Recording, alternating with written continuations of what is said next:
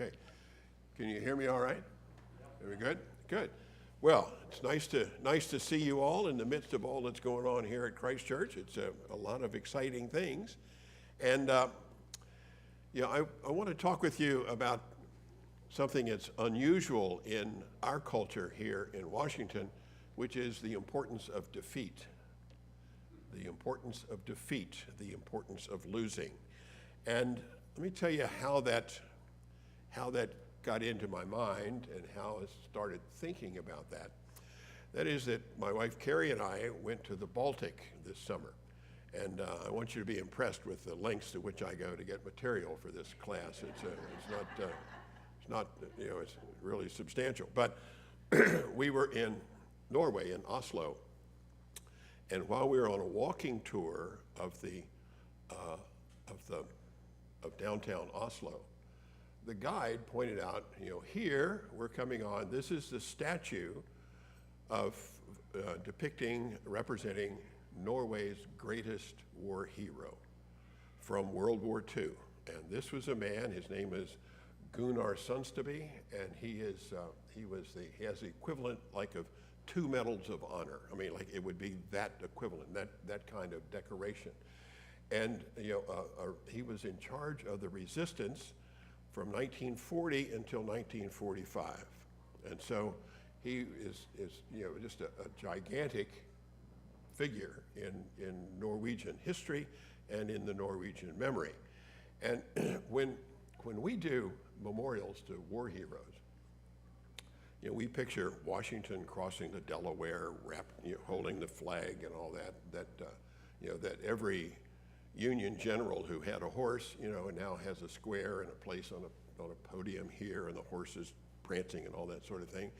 If you go to London, Trafalgar Square, there's a statue to Lord Nelson, but it's on a pillar that's 170 feet high, in there in Trafalgar Square, in order that you have to look up to this person and all that. And what seemed striking to me is that this is the statue of Norway's greatest war hero. And, it's, as I say, his name is Gunnar Sundsteby. He was born in 1918. He lived until 2012. And the statue, what makes it odd to me is that it's on street level. It's not elevated at all. And he's standing there on the main street, and the moment that is being captured here is the moment that he is watching the German army march into Oslo. So this is their greatest hero at the moment of Norway's defeat, not its victory. And I asked the guide, I said, why is this? Why would you put your greatest hero at a moment of defeat? And the guide obviously it never occurred to the guide that was an odd thing to do and had no idea. So that's what started me thinking about it, and I want to share with you the fruit of that thinking. And as we have considered in this series, power in various ways, Rollo May, the psychologist, defined power as the ability to cause or prevent change. That's what power is, the ability to cause or prevent change. And so I want to talk with you about the reverse. What happens when one is unable to cause or prevent change? And that's an important topic for us right now, because if the polls are correct, in a few days, half of our country is going to be dealing with defeat. In terms of the polls, I mean, it's going to come out somewhere, and somebody, and apparently half of the country, is going to be dealing with defeat. And so it's not just that, if that doesn't matter to you, there are also the defeats that we have when someone we love dies, or when our bodies begin to not be able to do the things that they used to be able to do, when jobs disappear, when relationships disappear. And if that's not enough, the Wizards are beginning a new season, which will supply us with a steady supply of humiliating defeats to consider this thing. So So, for us here in Washington, this is a difficult thing because we are at the center of American power here, and basically the business of Washington is power, is the making of laws and then the making of those things that implement those laws or restrict them or hold them on. So it's all about causing and preventing change. That's what we do here. So we are caught up in the Washington's center of power, and we are in the business of power, and losing that power would be unimaginable. We don't know, can't figure what that is. There is a book called Radical Hope. The subtitle is Ethics in the Face of Cultural Devastation. Really attractive, fun thing to read at night before you go to bed, by a man named Jonathan Lear. And it's a story of the Crow Indians and how they coped with the loss of their culture. And it's a good story. I won't go into all of it. But one of the things is that the Crow Indians were handicapped by the fact that they had no knowledge that cultures rise and fall. They had no idea that that could possibly happen to them. They didn't know anything about the Aztecs or the Incas or the Iroquois League or any of those things, and they could not imagine a world without the buffalo. It was just inconceivable. And we here, we know better. We know that civilizations rise and fall. We know that countries rise and fall. And we know that there are good times and there are lean times, but we choose not to contemplate it. We choose not to contemplate it. We keep it out of our mind, and frankly, in Washington, we are not universally kind to people who lose. We are not kind to people who lose. So, that's part of our fact, I think, and I will submit that to your own understanding. Beyond that, loss is built into life. People lose. We all die. We all lose. At some point, we lose things. We have power, but that power is not absolute. And we cannot prevent loss from happening. For the most part, my guess is that we in this room cannot right now affect the outcome of the election coming up. So we've done our thing, whatever it is, and there you are. So one of the questions that pertains is, how in the world do you experience God in the inevitable times of defeat? And what can we learn from losing? And what might we discover in times of loss?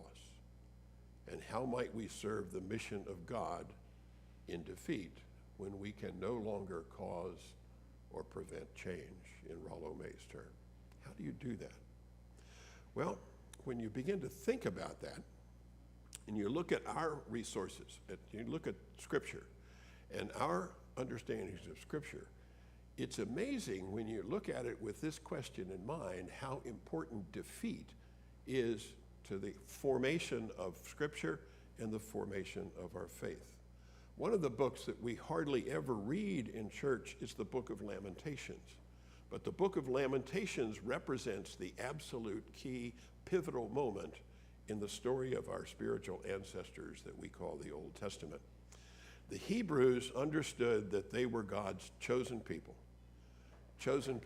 and that was unshakable, that you could no more stop being God's chosen people than I could wake up and decide not to be a Wade, for example.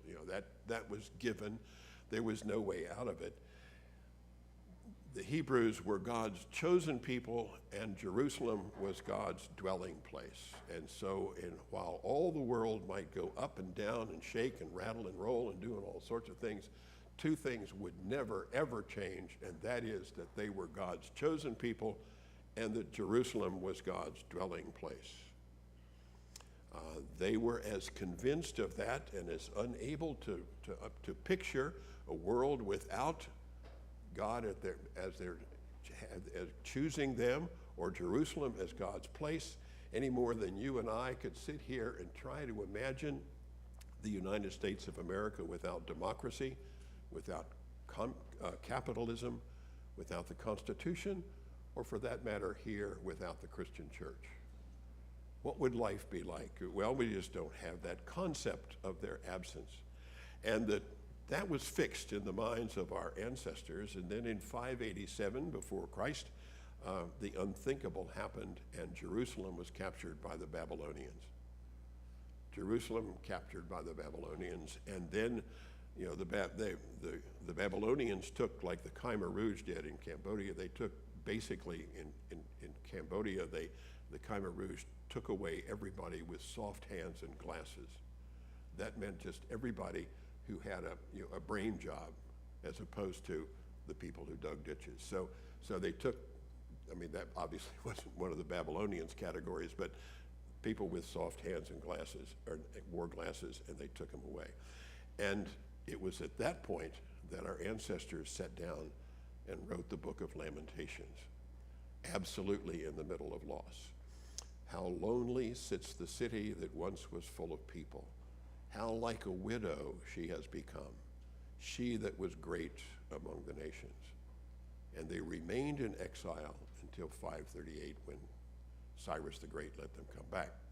Now, when they got back, they had to figure things out. And that's the first lesson that you have in retreat, in defeat, which is introspection. How did this happen? Our ancestors came back from Babylon and say, God, what was that? What was that happened? How could this be? How did it happen? Well, what they decided to do was to sit down and write their own history. They'd never done that. So our ancestors came back from the Babylonian captivity, and because they saw in defeat the necessity for introspection, they wrote the great history books, Samuel, Kings, and Chronicles. The books of Samuel, Kings, and Chronicles. And they came to some conclusions that are important, all growing out of this defeat. One of them is that they came to the conclusion that when we were following God, we did all right, and when we didn't follow God, we didn't do all right. Now, if you can understand God as being, as we do, as the creator, all things visible and invisible, the source of all truth, you can make that statement: when we had our hand on the truth, we did all right, and when we let go of it, we didn't do well at all. And that was their interpretation. That was their understanding of that thing, that we needed to keep our hand on the truth of God. And they made another decision. They looked and they said, our system of government doesn't work. We've been getting ourselves kings, and we don't do a good job of it. We're lousy at finding kings. And so we're going to go out of the king business, and we're going to let God provide us with a king. And that's what began the search for the Messiah, God's anointed one, that expectation that we understand that Jesus fulfilled. Their third conclusion was that, and this is where we as Christians would disagree with this interpretation, so interpretations are not always fixed. They decided that God wanted them to be pure, that they were the people of God, and God wanted them to be pure and unspotted from the world around them. So the next thing we got to do, they said, is get rid of these Gentiles, so that we will be the pure. And by the time of Jesus, the purity of that, of being pure before God was almost a blood sport by the time of Jesus, which is some 500 years later. And so, that was not a conclusion that we shared as Christians. As a matter of fact, not sharing in that conclusion is the reason we got kicked out of Judaism in the first place. So all of this grows out of defeat, the introspection that comes with defeat, and that what our ancestors did when they realized that the unimaginable had happened. In the New Testament also revolves around the importance of defeat, and that's the crucifixion. The crucifixion is a defeat. My God, why hast thou forsaken me? That is not a triumphant cry. So it centers around defeat, and that defeat is so important that it provides us with the central symbol of our faith. In a little bit, when we start the service here, the choir and the clergy are going to walk in while behind somebody carrying a great big symbol of defeat. And they're going to walk through the congregation until they all come up to a bigger symbol of that same defeat, bow their heads, and go to one side or the other.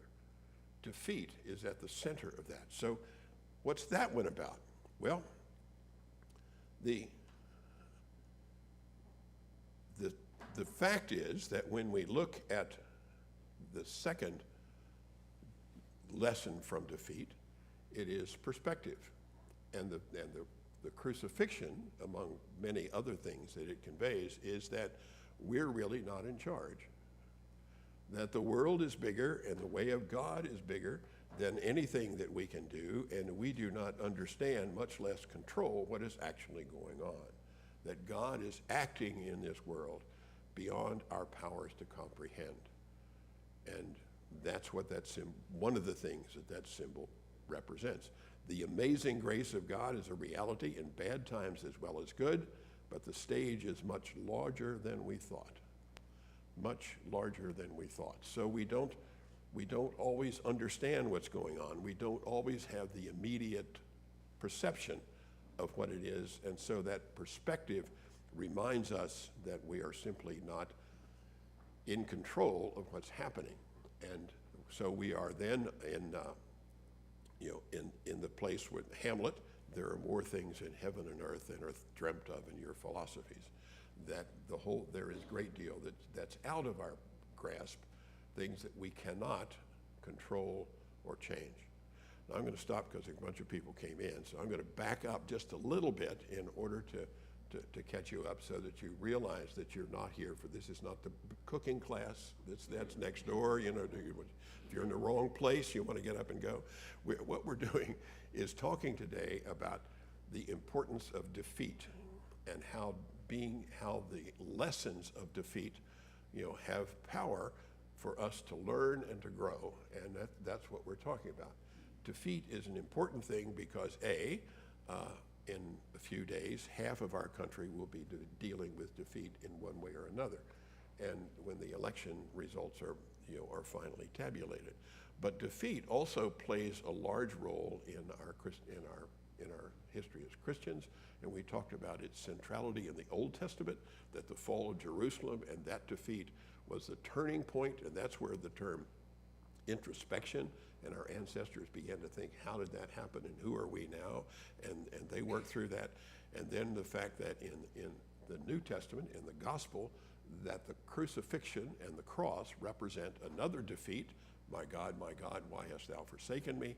And that we carry that symbol around all the time. We do not, when we buy trinkets to wear, Christians, we do not buy empty tombs, we buy crosses. And the cross is a symbol of defeat. And that point is a perspective, which is that the world is bigger than we are, that there's things going on that we do not understand or control. So then those are the two places where we are now, and so that's as caught up as you're going to get, because I'm going to keep going. But anyway, we got that. So the third part of that perspective is self-definition. Who are we? That's really what our ancestors our Hebrew ancestors, our spiritual ancestors, were figuring out. Well, who are we? Who are we? Because what happens is that when there is a defeat, when you are defeated, the victors tend to want to define who people are and who we are and how we live and what's going on. And that's one of the things about having power, the ability to cause and prevent change. And so the people who win tend to exercise that authority, and the people who lose then have to figure out, who am I in the midst of that? And I will remind you of the famous comment by Lillian Hellman, who in 1947 was called to testify before the House Un-American Activities Committee at the beginning of what we call the McCarthy era, and a great panic and stampede about finding communists everywhere you looked. And her response to the committee was, I cannot and will not cut my conscience to fit this year's fashions. So I'm going to define myself over against it. I am not that, and that is self-definition. And the next opportunity in defeat has to do with trust. What do you do with trust? Now, it's easy in a time of defeat to think that, well, okay, I believed in this. I believed that Jerusalem was the center of the universe. I believed that I was God's chosen person. I believed that God would always look after me. I believed that God would take care of me, and it hasn't happened. Now, what do I do? Do I not trust? What happens to trust? Defeat is hard on trust. Victory, the things you trusted in paid off. Good, fine, I hope that happens a lot. But in defeat, there is a question, well, how do you trust? How do you do that? How do you handle it? And so I want to share with you the story, or at least a quote from the prophet Micah. And the prophet Micah lived in the 8th century before Christ, and Assyria were the bad guys of the 8th century before Christ, and they were spreading across the Levant, grabbing up nations in much the same way that Germany was spreading across Europe and grabbing up nations in the 1930s and 40s. And kingdoms were falling, and as kingdoms fell, and there was tension, and people were losing trust, and fatalism was high, and that's when Micah lived. And Micah wrote this, his reflection on what it means to be defeated, not just militarily, but emotionally, psychologically, theologically, and every other way. So he says, woe is me. Woe is me. The faithful have disappeared from the land, and there is no one left who is upright. They all lie in wait for blood. They hunt each other with nets. Their hands are skilled to do evil. The official and the judge ask for a bribe, and the powerful dictate what they desire. Thus they pervert justice. The best of them is like a briar, the most upright of them a thorn hedge. Put no trust in a friend. Have no confidence in a loved one. Guard the doors of your mouth. And the rest of the quote, but as for me,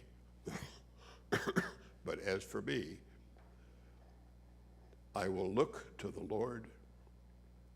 I will wait for the God of my salvation, and my God will hear me.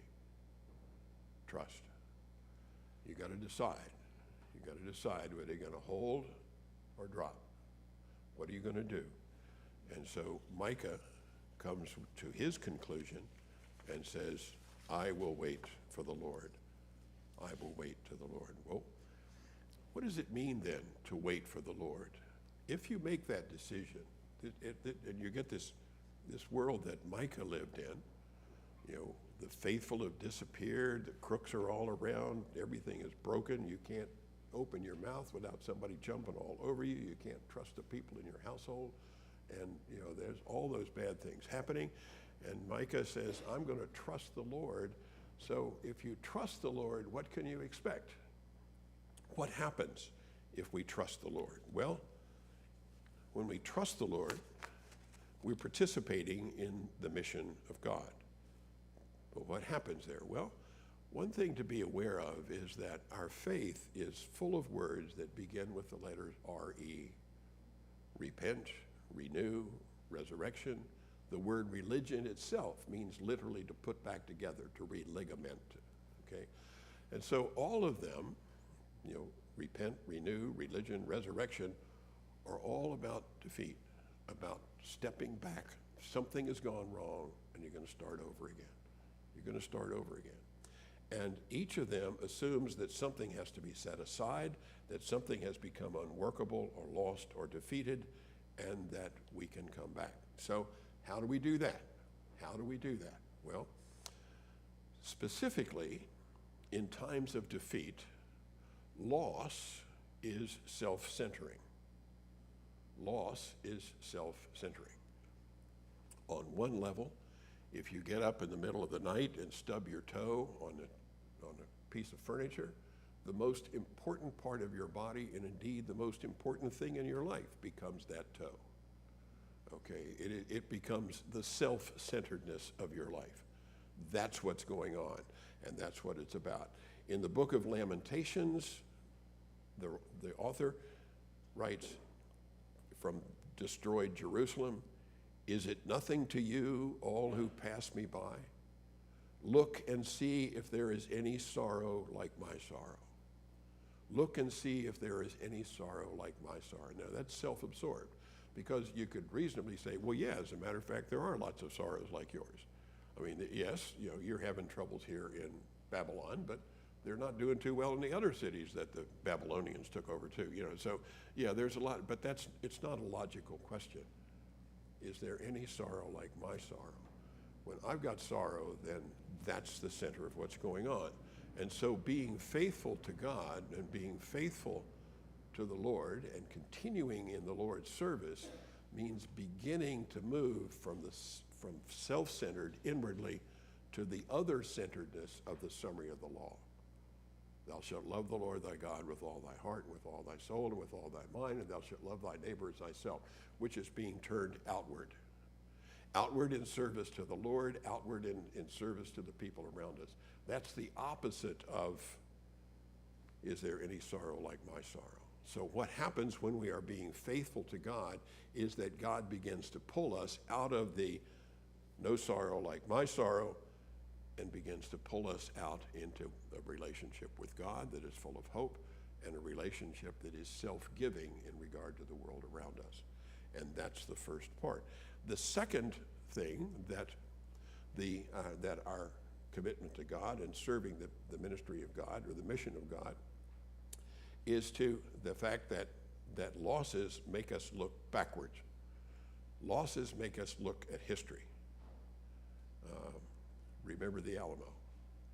Remember the Maine. Remember the Holocaust.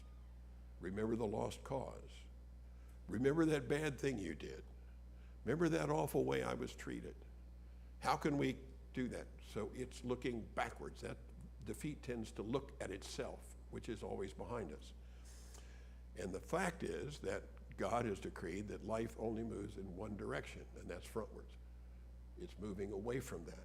So to be a child of God, to serve the mission of God, means to begin to think and understand and to act in terms of the future tense of what life is about, rather than the past tense. So it's not what you did, it's what we're going to do now. And that's not automatic. You can't just get up in the morning and say, well, that's a new person. That's the way God pulls us. The steadfast love of the Lord never ceases. His mercies never come to an end. They are new every morning. And that's what it means to be faithful to God in a time of loss, because those two things are really tough for us.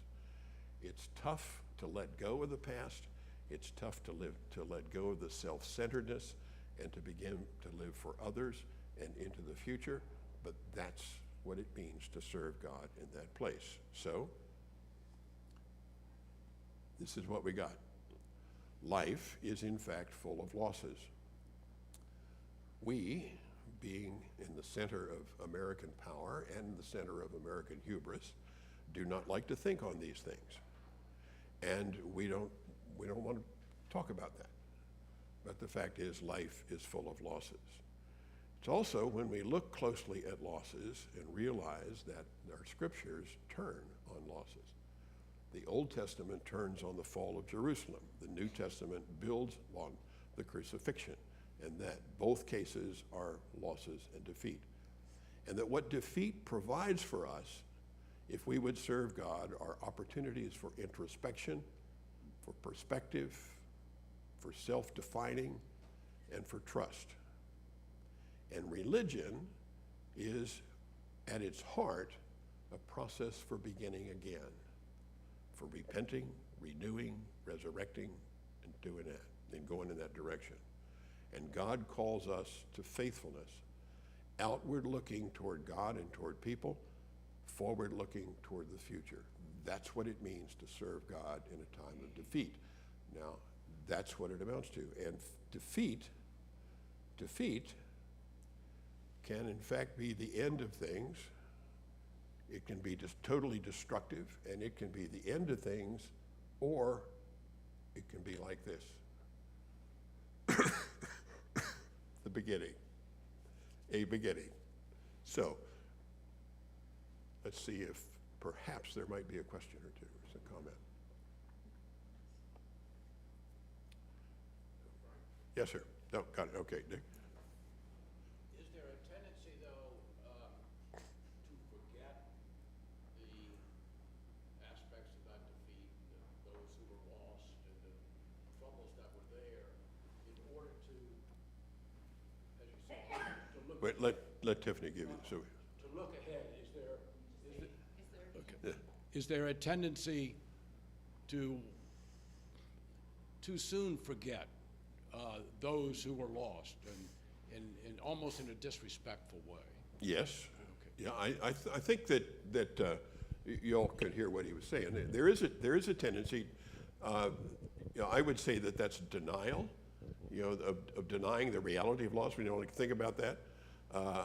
I know that I've seen that as a pastor with people when there's a death in the family, and people will come up and say, well, gee, John, sorry about that Martha died, and how are you doing? And John will say, I'm okay. And, oh, good, glad to hear it. How about those nationals? And so they just get out, move it on, get along like that, and forget about it. And we avoid it. And because I think that we do that because we're so uncomfortable with the concept of defeat, of loss, and we do not look well at that. One of the things I learned when I moved to Goodwin House, and my wife died when I was there, is that people there really understand grief, and they weren't afraid of it, that kind of grief. But in most of the rest of the world, people are. And so we do deny it, we brush it off, we try to pretend that it's not there. We do that to our peril because we miss these opportunities for the introspection, perspective, definition, and trust that comes from it. So yes, very much so. Yes, sir, Tom. Got it, Mike. Well, as you know, I love the book of Job. And, it really strikes me that particularly the introspection, perspective, and definition and trust really is what plays out in the book of Job as well. It does. Not on a national or cultural level, but at an individual's Yes. suffering and loss. So I think there's profound truth in how you've analyzed this, and thank you. Good. Well, that's my compliment. So that's done. We're through the class. So serve the coffee, whatever you want to do. Yes, ma'am, and then we'll go back here to this corner. Yes, ma'am. Well, I think one risk there is. We're coming to you, right? Okay, go ahead. It's all right. Go ahead. Go ahead. One risk there is in this moving away from defeat is to identify as against the other party instead of simply looking for a way to move forward. Mm-hmm. So that you become defined as against. Yes, and you can, and sometimes that's appropriate. What the introspection leads you to be defined over against the other party. Gunnar Sonseby, decided to start blowing them up. I mean, that's what he did as a leader of the resistance. I'm not sure that's the best plan for every form of defeat, but in his case, that's what he worked out to do. But you got to figure out what does that mean? What is at stake here? How do we behave? I think personally that a lot of people behaved very badly in the last presidential election in acting out their frustration with defeat. I think that was here at the Capitol and whatnot. I think that was very bad. That's not a good way to do it. But it's not that different from the Boston Tea Party, which we do think was appropriate. So there's no okay, defeat, do this. It's the introspection is hugely important. That you come to some conclusion and that you go all the way into trust, and then let your actions grow from that. But there are different ways. Yes, ma'am. You've touched upon my question, which is to look at violence in this context. What are your thoughts on violence? I would say that for us as Christians, there is a substantial burden of proof on violence. That yes, if I'm holding up, the head of the resistance in Norway as the beginning example here, yes, there are appropriate places where that could be done. But I think for us, especially for us as Christians, there is a gigantic burden of proof that's not where you start.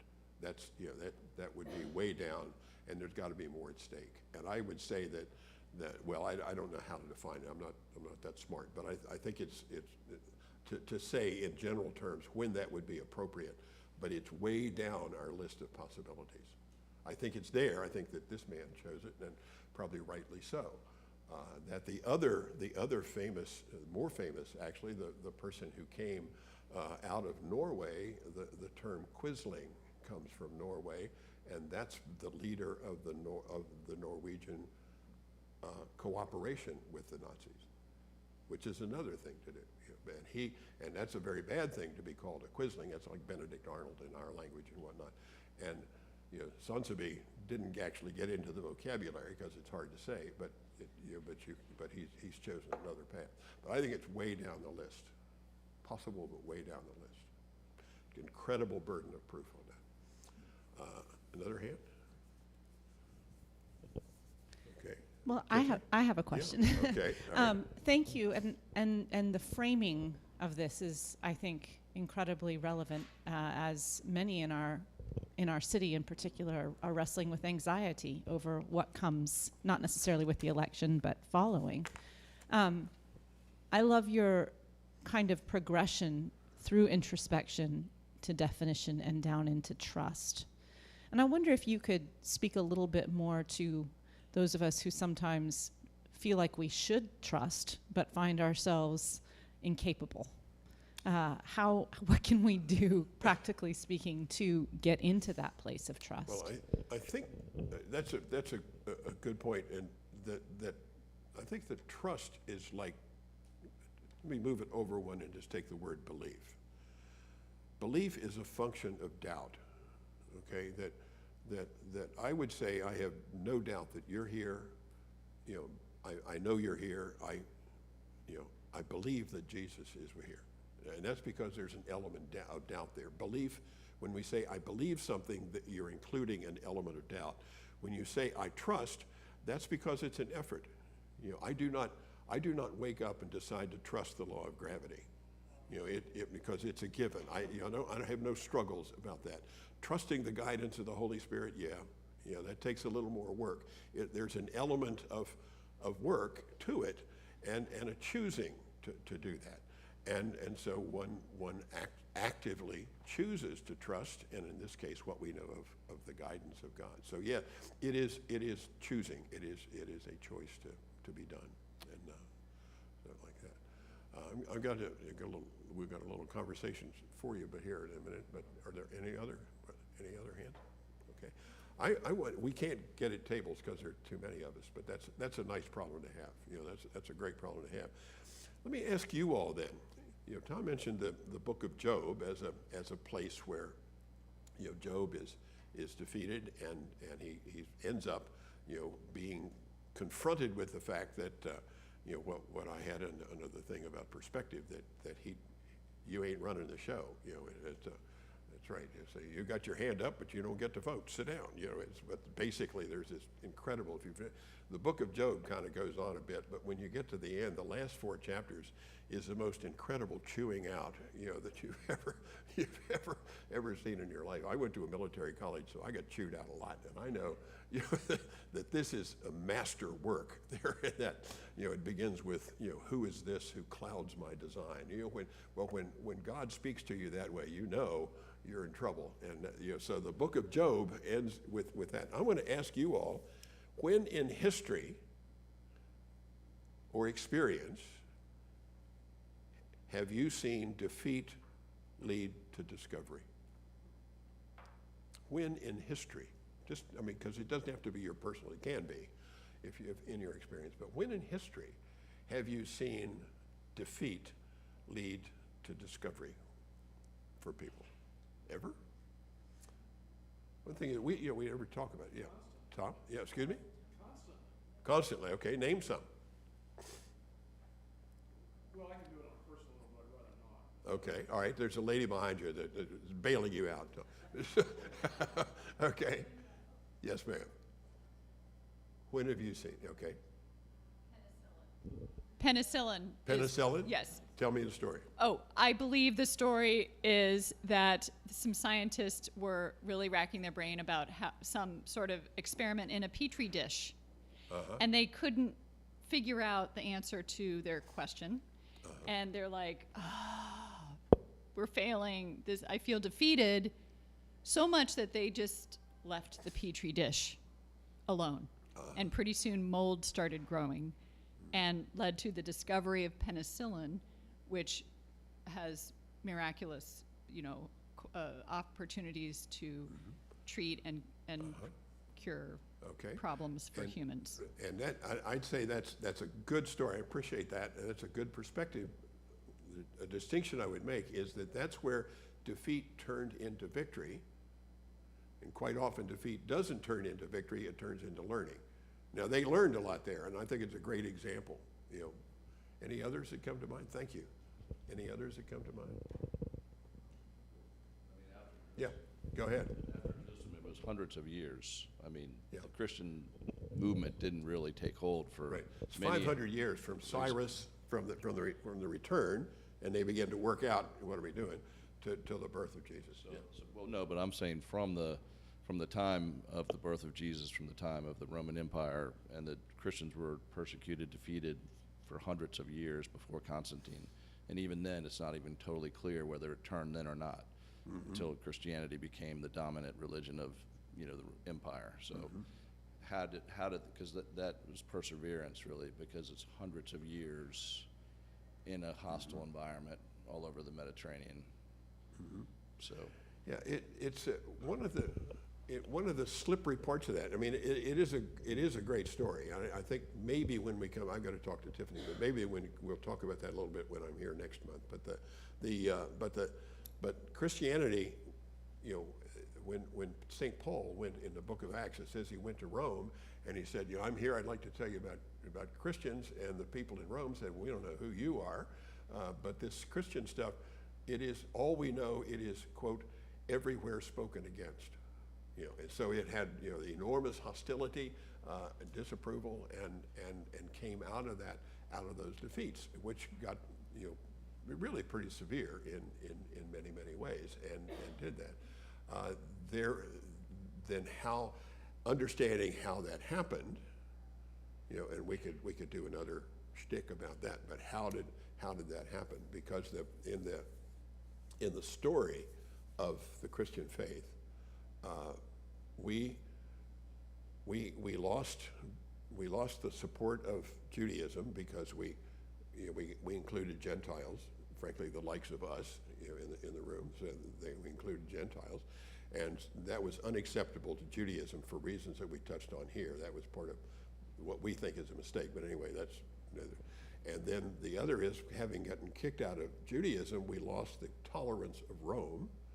And so we got now come the serious governmental persecutions, and on top of that, the thing that we declared most loudly and clearly, which was that Jesus was coming right away, turned out not to be true.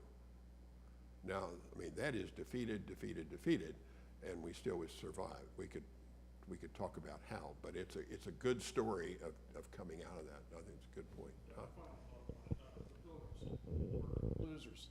Pilgrims. They were stateless, and Right. they had no hope, and they came here and they founded British North America. They did. The Pilgrims, the Pilgrims had gone to Holland first. I mean, and the Pilgrims weren't just one bunch of people. I mean, they're ins and outs, all that. But taking that core understanding, they went to Holland, because they didn't like the way that the Church of England was treating them, and then they went to Holland, which in fact Holland had religious freedom, and they didn't like that either. They didn't like all these people running. My goodness gracious! So what they did is that they came to America, to establish themselves, and actually in order to take their turn running it the way they wanted it to do. So it was they were stateless, and they came here and found it, as did most people. I mean, most of the people who came to the United States, it's a sweeping swap of history, but most of the people who came to the United States came because they couldn't make it someplace else or something. You know, the second sons who didn't inherit, or people that got run out of town, or a few entrepreneurs, but for the most part, people who weren't making it someplace else. The only people who were brought here for their came here for their excellence were slaves. They came for their physical excellence. You know, but everybody else, my ancestors who came in the 17th century, started coming in the 17th century, were basically hiding out when they came.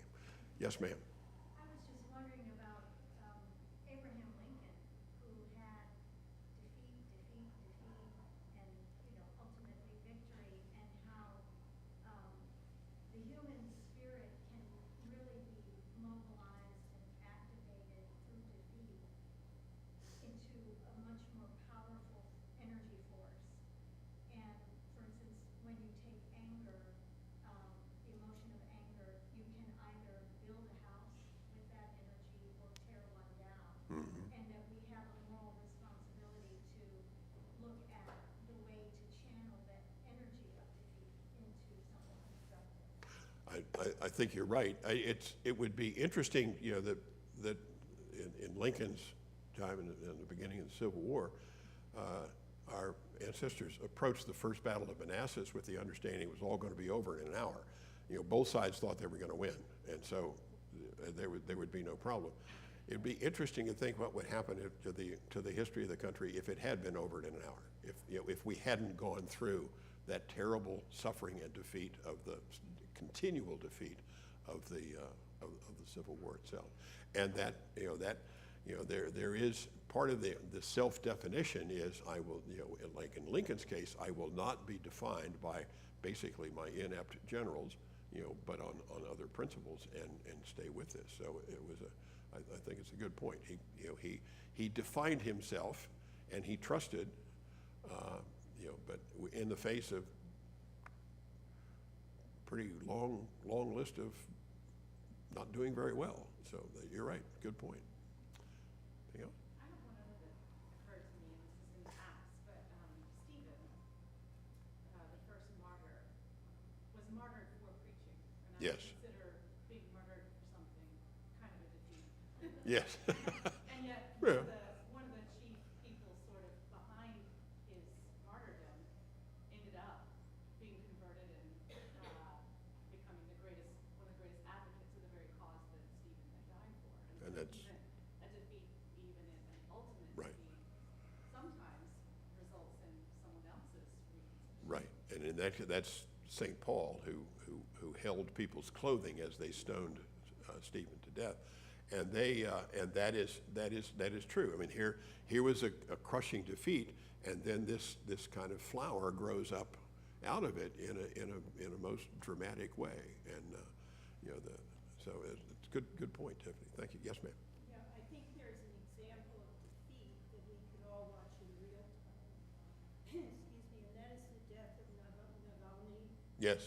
And Alex- they just published his book in English. Yeah, it's in Book World today, right? Yeah, and I Book Week or imagine what? there's gonna be a great deal of introspection for some Right. definition. I don't know about trust. Yeah.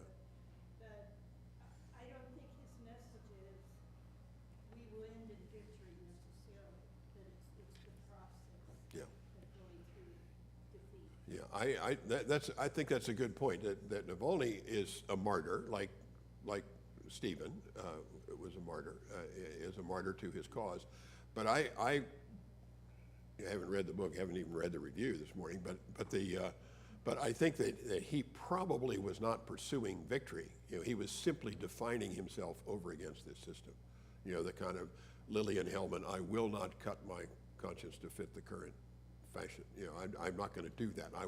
I'm just not going to play if that, and I'm going to be over. And he took that stance as far as I know, and obviously there are people who know more, but I think that's a good example of somebody defining themselves over against the system in which they find themselves. Good point.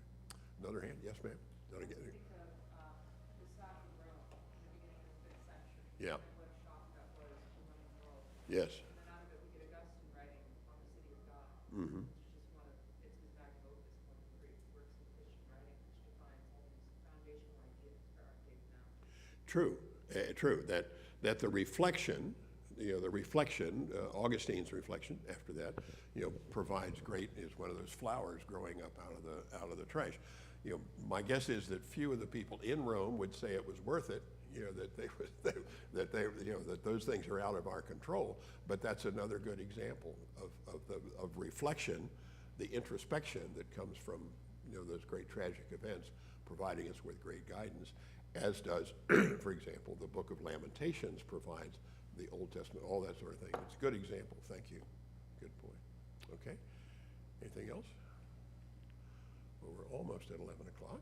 So anyway, there we are. And well, I hope that that your side doesn't have to draw on what I just said this morning later on this month or next month, but somebody will. So I hope it ain't you. I hope it ain't me either, but I hope it. And to be perfectly honest, I'm particularly devoted to me, and so I'm going to. Thank you all very much.